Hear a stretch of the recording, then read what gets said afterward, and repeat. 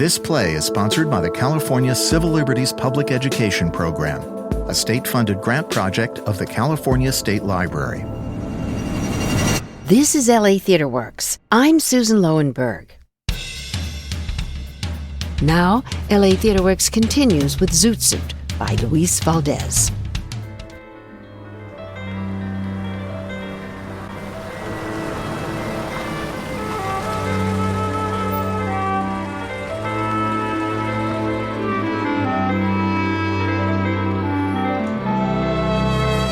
There was a full moon that night, and as we drove up to the lagoon, we noticed right away the place was empty.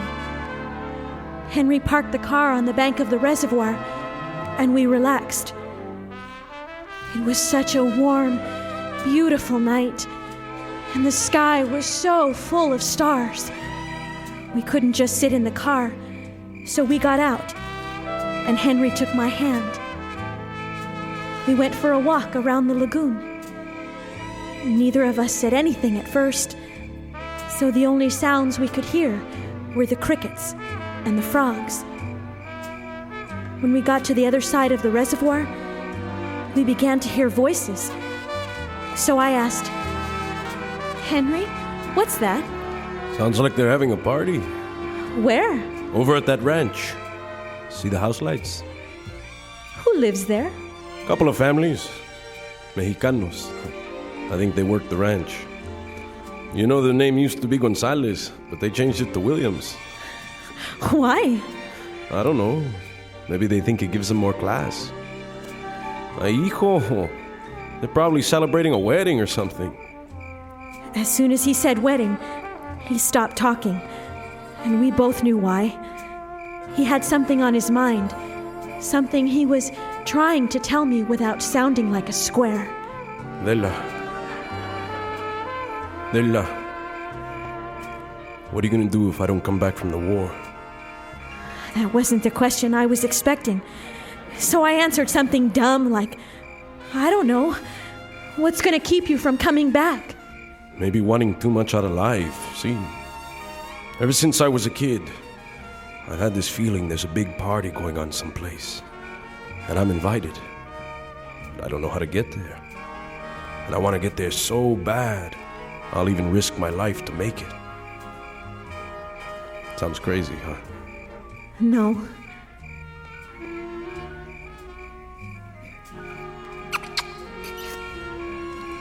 Go ahead and pop her cherry, ese. You know she wants it. Órale. Della, if I get back from war, will you marry me? Yes! Órale. You'll knock us into the lagoon. Listen, what about your old man? He's not gonna like you marrying me. I know, but I don't care. I'll go to hell with you if you want me to. ¿Sabes qué? I'm gonna give you the biggest Pachuco wedding LA has ever seen. Just then, another car pulled up into the lagoon. It was Rafa's and some drunk guys and a gang from Downey. That's Reyna.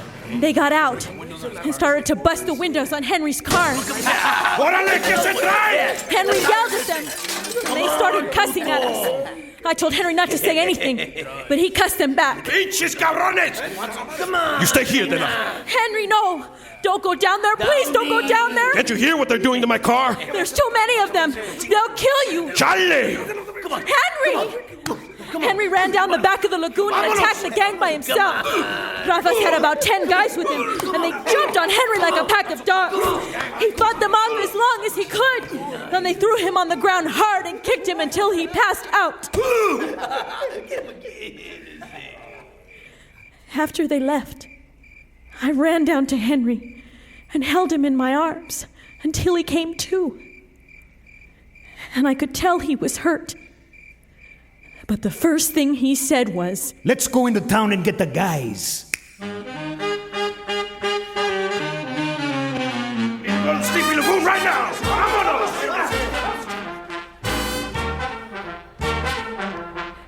It took us about an hour to go into town and come back. We got to the lagoon with about 8 cars, but the Downey gang wasn't there. Órale, pues ¿qué pasó? There's nobody here. Then let's go to Downey. ¡Vámonos! ¡Vámonos! Chale! Chale! Ya estuvo. Everybody go home. What's the matter? Hey! Let's go home! That's when we heard music coming from the Williams ranch again. We didn't know Rafa's and his gang had been there too, causing trouble. So when Joy said, Orale! The party still got life in it! Hey, Berto, let's go crash it! we all went there, yelling and laughing. At the Williams ranch, they saw us coming and thought we were the Downey gang coming back again. They attacked us. An old man ran out of the house with a kitchen knife, and Henry had to hit him. Then a girl grabbed me by the hair, and in a second, everyone was fighting. People were grabbing sticks from the fence, bottles, anything. It all happened so fast, we didn't know what hit us.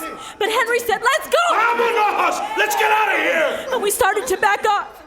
Before we got to the cars, I saw something out of the corner of my eye. It was a guy. He was hitting a man on the ground with a big stick. Henry called to him. Come on! But he wouldn't stop. Come on! He wouldn't stop. Come on! He wouldn't stop. He wouldn't stop. Driving back in the car, everybody was quiet, like nothing had happened. We didn't know Jose Williams had died at the party that night, and that the guys would be arrested the next day for murder. Your witness. You say Henry Reyna hit the man with his fist. Please stand. Is this the Henry Reyna? Yes. No. He's Henry. But he didn't hit... Please be seated. Now, after Henry Reyna hit the old man with his closed fist, is that when he pulled the knife? The old man had the knife. So Henry pulled out one, too? Your Honor, I object to counsel leading the witness. I'm not leading the witness. You are. Certainly am not. Yes, you are. I would suggest, Mr. Shearer, that you look up during the noon hour just what a leading question is. If the court please, I'm going to assign that remark of Your Honor as misconduct. Proceed. Where was Smiley Torres during all of this? Is it not true that Smiley Torres grabbed a woman by the hair and kicked her to the ground? Will Smiley Torres please stand? Is this the man? Yes, it's Smiley, but he didn't... Please be seated. Wasn't Jose Castro carrying a club of some kind? Your Honor, I object. No such club was ever found. The prosecution is implying that this 2x4 is associated with my client in some way. I'm not implying anything, Your Honor. I'm merely using this stick as an illustration. Objection overruled. Will Jose Castro please stand? Is this the man who was carrying a club? Answer the question, please. I refuse. You are under oath. You can't refuse. Answer the question, young lady. I refuse. Is this the man you saw hitting another man with a 2x4? Your Honor. I order you to answer the question. Your Honor, I object. The witness is obviously afraid her testimony will be manipulated by the prosecution. May I remind the court that we have a signed confession from one Jose Castro taken while in jail? I object. Those were not confessions. Those are statements. They are false and untrue, Your Honor, obtained through beatings and coercion of the defendants by the police. I believe the technical term is admissions, Mr. Prosecutor. Objection sustained. At the next outburst, I will clear this courtroom. Go on, Mr. Prosecutor. Sit down, please. Is Henry Reyna the leader of the 38th Street gang? Not in the sense that you mean. Did Henry Reyna, Pachuco ringleader of the 38th Street gang, willfully murder Jose Williams? No. They attacked us first. I didn't ask for your comment. But they did. They thought we were the Downey gang. Just answer my question. We were just defending ourselves so we could get out of there. Your Honor, will you instruct the witness to be cooperative? I must caution you, young lady. Answer the questions or I'll hold you in contempt. Was this the Henry Reyna who was carrying a 3-foot lead pipe? I object. Overruled. No. Was it a 2-foot lead pipe? Objection. Overruled. No. Did he kick a woman to the ground? No, he was hurt from the beating. Sit down. Did Tommy Roberts rip stakes from a fence and hit a man on the ground? Objection. Overruled. I never saw him do anything. Did Joey Castro have a gun? Objection. Overruled. Sit down. Did Henry Reyna have a chain in his hand? No. A switchblade knife? No. A 2x4? No. Did he run over to Jose Williams, hit him on the head, and kill him? He could barely walk. How could he run any place? Did Smiley Torres? Did Joey Castro? Did Tommy Roberts? Did Henry Reyna? Did Smiley Torres? Did Henry Reyna? Did Henry Reyna kill Jose Williams? No! Your Honor, I object. The prosecution is pulling out objects from all over the place, none of which were found at Sleepy Lagoon, and none of which have been proven to be associated with my clients in any way. Overruled. If Your Honor, please, I wish to make an assignment of misconduct. Well, we've only had one this morning. We might as well have another one now. You have it, Your Honor. One more remark like that and I'll hold you in contempt. Quite frankly, Mr. Shearer, I'm getting rather tired of your repeated useless objections. I've not made useless objections. Oh, I'm sorry. Somebody must be using ventriloquism. We have a Charlie McCarthy using Mr. Shearer's voice. I'm going to assign that remark of Your Honor as misconduct. Well, fine. I would feel rather bad if you did not make an assignment of misconduct at least 3 times every session. Witness excused. However, I'm going to remand her to the custody of the Ventura State School for Girls for a period of 1 year. What? To be held there as a juvenile ward of the state. Bailiff. If the court please. If the court please. Court is in recess until tomorrow morning.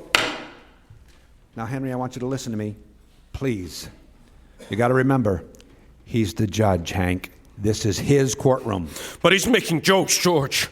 And we're getting screwed. I know. I can't blame you for being bitter, but believe me, we'll get him. I thought you said we had a chance. We do. This case is going to be won on appeal. Appeal? You mean you already know we're going to lose? So what's new, is it? Don't you see, Henry, Judge Charles is hanging himself as we go. I've cited over 100 separate cases of misconduct by the bench, and it's all gone into the record. Prejudicial error, denial of due process, inadmissible evidence, hearsay. ¿Sabes qué, George? I don't want to hear any more of your shit. Henry! I don't want to hear it, Alice. George, is there anything we can do? No, he's bitter. And he has a right to be. We'll now hear the prosecution's concluding statement. Your Honor, ladies and gentlemen of the jury, what you have before you is a dilemma of our times.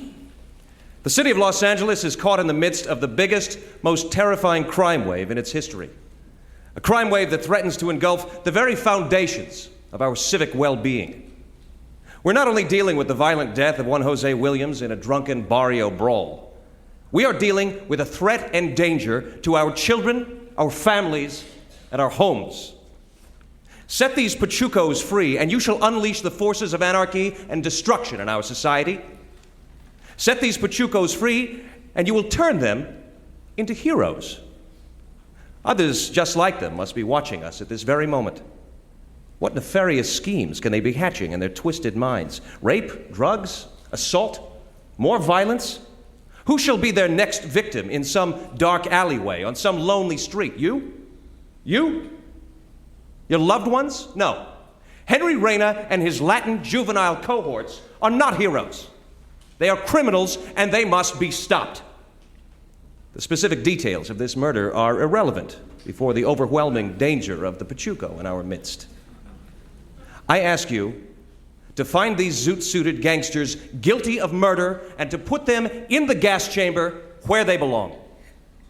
Mr. Shearer, your concluding statement. Ladies and gentlemen of the jury, you have heard me object to the conduct of this trial. I have tried my best to protect what is most precious in our American society, a society now at war against the forces of racial intolerance and totalitarian injustice. The prosecution has not provided one witness that actually saw with his own eyes who actually murdered Jose Williams. These boys are not the Downey Gang, yet the evidence suggests that they were attacked because the people at the ranch thought they were. Henry Reyna and Della Barrios were victims of the same bunch. Yes, they might have been spoiling for revenge, who wouldn't under the circumstances, but not with the intent to conspire to commit murder. So, how did Jose Williams die? Was it an accident? Was it manslaughter? Was it murder? Perhaps we may never know. All the prosecution has been able to prove is that these boys wear long hair and zoot suits. And all the rest has been circumstantial evidence, hearsay, and war hysteria. The prosecution has tried to lead you to believe that they are some kind of inhuman gangsters. Yet they are Americans. Find them guilty of anything more serious than a juvenile bout of fisticuffs, and you will condemn all American youth. Find them guilty of murder, and you will murder the spirit of racial justice in America. The jury will now retire to consider its verdict. Charlie, let's have it. Has the jury reached the verdict? We have, Your Honor. How say you? We find the defendants guilty of murder in the first and second degrees. Henry Reyna, Jose Castro, Thomas Roberts, Ismael Torres, and so forth. You've been tried by a jury of your peers and found guilty of murder in the first and second degrees. The law prescribes the capital punishment for this offense. However, in view of your youth and in consideration of your families, it is hereby the judgment of this court that you be sentenced to life imprisonment. No! And sent to the state penitentiary at San Quentin. Court adjourned. Okay, boys. Hijo mío, hijo de mi alma. Carnal. There's nothing more to say, I see. Just take care of the family. Henry, I can't pretend to know how you feel, son. I just want you to know that our fight has just begun. We may have lost this decision, but we're going to appeal immediately. We're going to stand behind you until your name is absolutely clear. I swear it. What the hell are they gonna do, ese? They just sent you to prison for life. And once a Mexican goes in, he never comes out. Come on, boys, let's go. Henry, hijo, be a man, hijo. Vámonos, vámonos.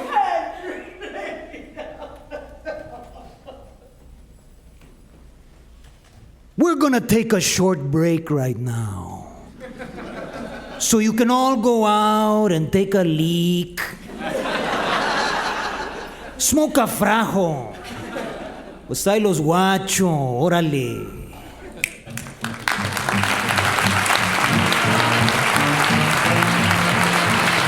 This is LA TheaterWorks' production of Zoot Suit by Luis Valdez. Our story continues next time. I'm Susan Loewenberg, producing director of LA TheaterWorks.